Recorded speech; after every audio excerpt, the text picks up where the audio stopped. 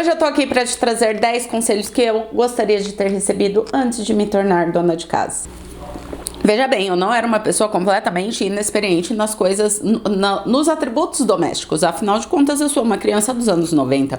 Então, como muitas mães, eu imagino, elas precisavam trabalhar e eu comecei a ser dona de casa muito cedo, mas eu não era dona da minha casa. Então, o que acontece? Eu fazia as coisas de acordo com os gostos da minha mãe, ao que era acostumada a minha casa. Lógico que eu tinha a minha liberdade poética para fazer as minhas coisas, mas é muito diferente quando você tem a sua casa, que você organiza a sua rotina e faz as coisas do jeito que você quer te falar. Então agora, sem mais delongas, aqui vai o primeiro conselho. A geladeira vazia vai te vencer. Por quê? Se você tá com uma geladeira vazia, aí, gente, eu tô falando da questão de falta de planejamento mesmo, tá? Você vai acabar optando pelo delivery, você vai acabar optando por escolhas não saudáveis, você vai dar uma surtada até você resolver o que você vai fazer. Então, assim, tenha a geladeira abastecida com ingredientes básicos: leite, ovo, manteiga. Tenha sempre ali um vegetal, cebola, alho, né? Então a gente tem temperinhos, formas de deixar esses temperos prontos, né? O alho picado, a cebola picada, seja congelado ou não, mas isso é assunto para outro vídeo. Mas assim, tenha o básico que vai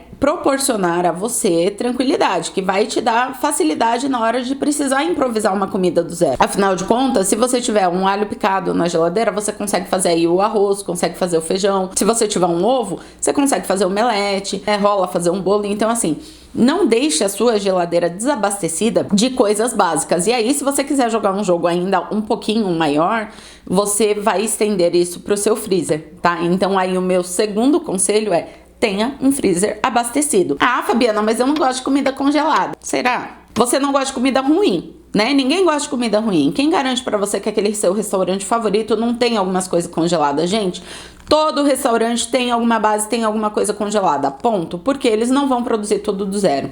Então, se você não quer deixar uma comida completamente pronta, congelada, o que você pode fazer? Você pode ter as bases. Então, ao invés de ter um macarrão pronto congelado, que aí eu nem recomendo, não tem necessidade, porque o macarrão cozinha tão rapidinho, né? Tem a carne moída refogada congelada, tem um molho de tomate pronto, você descongela os dois, aquecendo ali na hora, ajustando o temperinho, vai ficar com gosto de feito na hora. E saiba congelar. Você não vai congelar aquela comida que tá lá criando mofo, que tá virando um ambiente propício para transformar alguém em um Walking Dead, e congelar, porque isso é o que muitas vezes acontece. A gente fica com dó de jogar a comida fora, sobrou um potinho desse. Não dá para todo mundo comer. Ah, não, mas Deus me livre de jogar comida fora. Aí você guarda na geladeira, aquele potinho fica rolando pra lá e pra cá por alguns dias. Aí você fica com pena de jogar fora, você acaba o quê? Congelando. Aí vai aquele pote pra geladeira. Um desavisado vai lá, tenta pegar aquele pote pra comer e fala: nossa, que comida horrível. E aí bota a culpa o quê? No congelamento. Mas a culpa não é do congelamento, gente. A culpa é de quem não soube congelar a comida. Ou seja, um freezer sem método é um cemitério, que você deixa a comida lá pra ela morrer lentamente. Pronto, falei. Meu terceiro conselho é: planejamento e liberdade. Você não precisa ficar refém da sua casa, se você tiver tudo planejadinho. Nas empresas, tudo funciona com planejamento, gente. Para você fazer um projeto crescer, para você manter uma empresa e tudo mais, você tem projetos, você tem planejamento. Se você tiver planejamento dentro da sua casa, você não vai surtar, né? Então, assim, se você tá casando agora, se você tá indo morar sozinha, se é a primeira vez que você vai ser dona de casa, já organiza um método, já perceba o que funciona para você, o que não funciona, e já deixa isso registrado, porque você já vai criar na sua cabeça um planejamento de como fazer as coisas eficientes, tá? E aí não é um planejamento a ferro e fogo, mas, por exemplo, se eu fico em casa, trabalho em casa, eu tenho um dia específico para resolver as coisas de rua. Então eu vou separar um dia que eu vou no hortifruti, eu vou no açougue, eu vou no mercado, eu já resolvo tudo, né? Aproveito a saída e já resolvo tudo que eu preciso resolver. Ou eu tenho um planejamento, eu faço um cronograma de como lavar roupa, do que lavar, do que não lavar, de como guardar, que tarefa de casa que eu vou fazer tal dia. Por quê? Dessa forma, você não se sobrecarrega. Nós vamos para o quarto conselho: não faça faxina. A menos que você tenha uma diarista que vá na sua casa a cada X tempo para fazer uma faxina, não deixe para você fazer a faxina. Dilua as tarefas de casa em pequenos dias. Por quê? É lindo, é deliciosa a sensação de você terminar o dia com uma faxina feita. É maravilhoso. A questão é: vai durar 30 minutos. Logo vai ter alguma coisa fora do lugar, você vai ficar louca, vai ficar irritada. Então, assim, divide, gente. A casa não vai ficar suja de uma vez, né? As coisas vão sujando. Você vai precisar perceber qual que é a frequência que as coisas sujam na sua casa. Por exemplo, aqui em casa, o chão é algo que precisa ser limpo no mínimo um dia sim, um dia não. E aí não é aquele negócio de lavar e tudo mais, mas um aspirador, passar um pano, gente. Por quê? Eu tenho 2 crianças, eu tenho um cachorro que eventualmente entra em casa, né? Eu moro em casa, então assim, já é diferente quando você mora no apartamento, né? Não vem uma sujeira da rua pra cá. Eu moro em casa, entra sujeira pela porta da rua, então eu preciso limpar, mas eu não preciso, por exemplo, tirar o pó todos os dias. O pó é uma coisa que eu posso tirar uma vez na semana. Agora, pra que eu vou tirar o pó todos os dias? Sim, é uma manutenção, mas cara, é um tempo que eu não preciso. Se eu for olhar hoje, olhar amanhã e passar assim, não vai sair um dedo cheio de pó. E com isso a gente vai o quê? Pra quinta dica, não limpe o que está limpo. Então vamos deixar as coisas limpas no lugar quietinha delas, gente. O que tá limpo vai ficar limpo, a menos que alguém suje. Aí sim você vai limpar. É a mesma questão do pó que eu falei, por exemplo, a janela. A janela não precisa ser limpa toda semana. Se a sua janela tá precisando ser limpa toda semana, tem alguma coisa acontecendo. Porque, via de regra, a janela não é um local que você precisa limpar com tanta frequência. Então, o que você vai fazer? Vai olhar, a janela tá lá limpinha, eu vou limpar. Vou só passar um paninho pra ter manutenção. Cara, você precisa ver quanto tempo você gasta limpando a janela e quanto tempo você vai gastar com uma manutenção. Não estou falando aqui pra você deixar a sua janela ficar velha, podre, toda craquelenta. Você vai limpar antes que ela chegue nesse ponto, né? A mesma coisa do azulejo. Aqui em casa, meu azulejo nunca ficou colando de gordura, mas por quê? Eu faço a manutenção. Mas não é por isso que eu limpo os azulejos todos os dias, mas assim, uma limpeza pontual. Eu vi que tem uma manchinha ali, eu já vou limpar.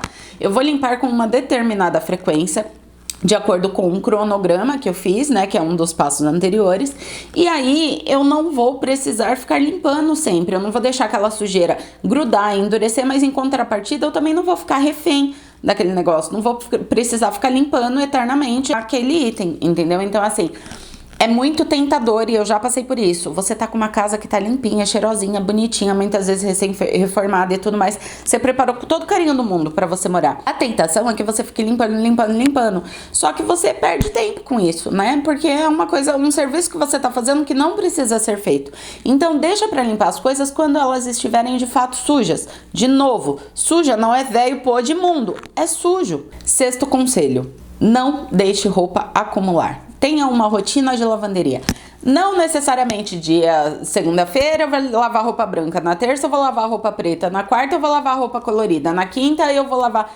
Já funcionou muito bem comigo. Antes de eu ter filhos, eu fazia isso. Um dia eu lavava roupa branca, um dia eu lavava roupa colorida, um dia eu lavava roupa preta, num dia eu lavava roupa de cama e roupa de banho, no outro eu lavava os panos de cozinha, depois eu limpava os panos de chão, no 7º dia eu fazia um ciclo de limpeza na máquina.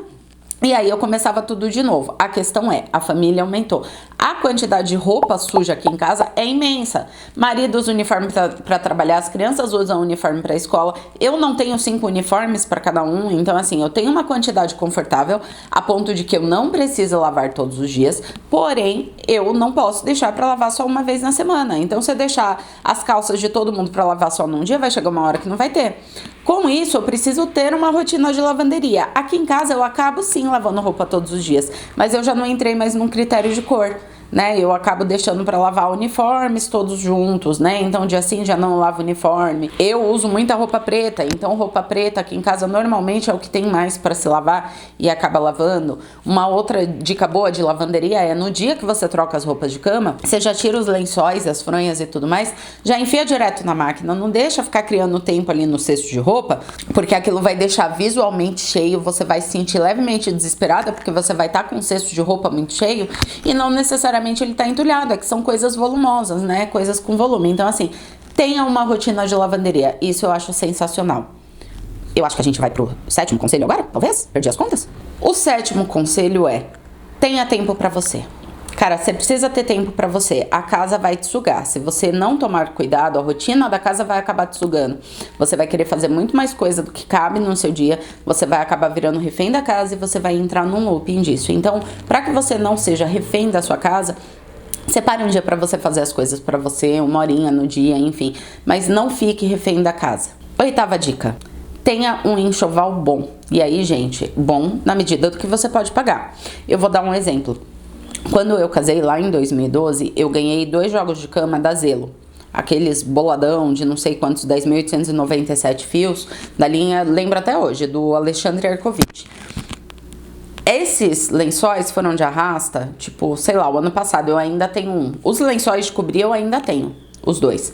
Os outros que eu uso mais, né, fronha, que eu acabava usando mais, o lençol de elástico, eles foram com Deus, mas assim, eles duraram muito tempo e eles eram muito gostosos ao toque. Por que que eu falo disso? Se você analisar, você vai passar boa parte da sua vida dormindo, né, deitado na sua cama. Então é interessante que você tenha tecidos que te abracem, que sejam gostosos, de boa qualidade. E aí entra a questão da durabilidade, tá? Porque às vezes a gente paga R$100 num jogo ruim e precisa repor ele em 2 anos, e aí você paga 200, 250 num jogo bom que vai te durar aí 10 anos, né? Tudo bem, a gente sabe que nem sempre a gente tem a possibilidade, mas tenha pelo menos um jogo bom.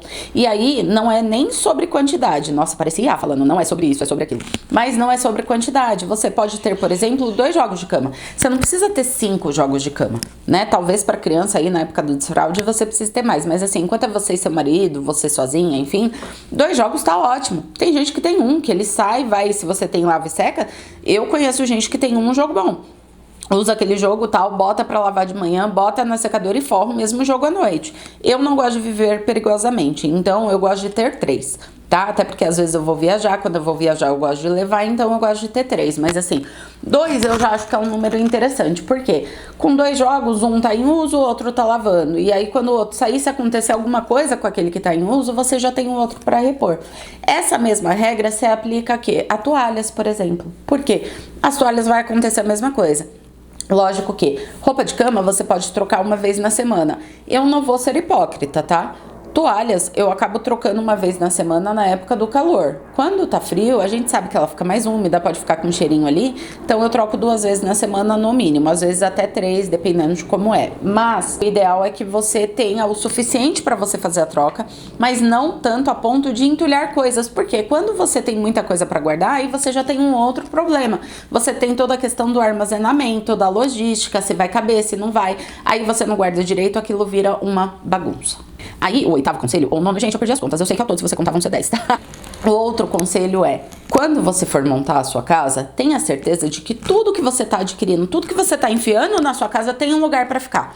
Porque o que gera bagunça são as coisas fora do lugar. Então, se eu não tenho um lugar pra colocar esta caneta aqui, ela vai ficar em cima da mesa, ela vai ficar em cima do fogão, ela vai ficar em cima da bancada. E aí, o que que vai acontecer? Essa caneta nunca vai estar guardada e eu sempre vou ficar com aquela sensação, aquele entulho visual. E isso é um problema. Então, normalmente, a bagunça é causada por quê? Porque as coisas não têm uma casinha. Então, você tem que pensar que dentro da sua casa, tudo tem uma casinha. Você não tem o seu lugar de dormir, as coisas têm que ter o lugar de dormir delas. Então, se você tem um lugar para guardar cabos e fios, se você tem um lugar para guardar dispositivo eletrônico, você tem um lugar para guardar suas maquiagens, na hora que você precisar guardar, aquilo não vai te gerar nenhum estresse, porque você já sabe exatamente aonde você vai guardar aquilo. Se está fora do lugar, você vai passar a mão na coisa, vai guardar no lugar certo. Se você não faz isso, você tem o quê? Você tem bagunça, e aí se você tem bagunça, você tem estresse. Se você tem estresse, você não tem paz. Então tenha certeza que tudo na sua casa tem um lugar. O próximo conselho é aprenda a planejar cardápios, tá? E aqui eu não tô falando de você colocar segunda-feira no almoço eu vou comer frango assado, na janta eu vou comer peixe frito e deixar isso rígido. Não, é você ter a noção do seu planejamento alimentar e de como você vai fazer isso, de modo que você facilite a sua vida. Por quê? Na hora que você for cozinhar, você já saiba tudo aquilo que você precisa ter ali em casa, não tem estresse por não ter um ingrediente ou outro, ou que você não precisa abrir a porta da geladeira e ficar assistindo a geladeira e pensando, o que pode sair daqui hoje? Porque isso te toma tempo, acaba te dando estresse, porque se você não sabe o que você vai cozinhar, você fica ali estressada, você pode acabar recorrendo a um delivery. Então, saiba o que você vai cozinhar, saiba o que você precisa fazer, porque isso vai te facilitar muito a vida. E isso enquanto você é seu marido. Quando você tiver filhos, isso vai ser muito, muito, muito útil para você. Então, saiba planejar. E o 10º, e não menos importante por isso, é a casa nunca vai estar perfeita. Tá? Então, assim, gente, a casa nunca vai estar perfeita, você sempre vai ter N coisas pendentes. E se você não souber disso, a casa vai te vencer. O estresse, a questão de você sempre pensar o que tem pra fazer, ele vai acabar te vencendo. Então, assim, a casa nunca vai estar perfeita, gente. Sempre vai ter coisa pra fazer, afinal de contas, você mora nela. Se você dormiu, a cama vai estar bagunçada, você vai ter que arrumar. Se você cozinhou, vai ter louça na pia pra lavar, vai ter louça na máquina de lavar, enfim, vai ter coisa pra guardar da máquina de lavar, se você tem uma máquina de lavar. Então, assim, saiba que a casa nunca vai estar perfeita. E tá tudo bem, gente, porque casa perfeita só existe no Pinterest e no Instagram. Na vida real, a gente mora em casas e a gente tem sintomas de uso nessa casa. Então, assim, gente, a casa nunca vai estar perfeita e tá tudo bem. O que pode facilitar a sua vida é juntar tudo isso que eu falei anteriormente. Vai deixar a sua casa o mais próximo possível da casa perfeita. E afinal de contas, o que é a casa perfeita? Só você pode saber. Você tem o seu conceito de casa perfeita, né? Não se deixe levar pelos outros, porque a casa perfeita para sua mãe é uma, a casa perfeita para você é outra. O meu conceito de casa perfeita é outro completamente diferente. Então, tenha consciência de que casas são diferentes e é o conceito de perfeição é subjetivo para cada item que a gente tem. Então é isso, espero que vocês tenham gostado desse vídeo. Se você tem mais dicas e pitacos para dar para recém-casadas, comenta aqui embaixo. Se você tem alguma ideia de vídeo ou algo que você gostaria que eu pitacasse sobre o assunto, comenta aqui embaixo também, que eu vou ficar deveras animada em gravar esse vídeo para você, senhora. Então é isso, um beijo da Fabi.